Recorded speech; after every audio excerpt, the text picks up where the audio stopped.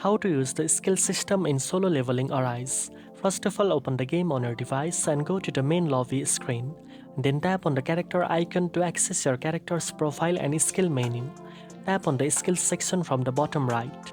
Here you will see a list of available skills that your character can learn and upgrade.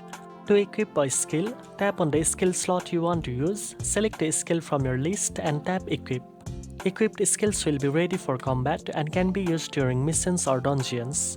To upgrade a skill, tap on the skill you want to enhance. You will see a level up button along with the required resources such as skill point, gold or special items obtained from missions and event.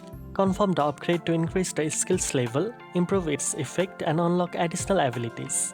Now you know how to use the skill system in solo leveling Arise. If you found this video helpful, don't forget to like, share and subscribe for more gaming tips. Thanks for watching and I'll see you in the next one.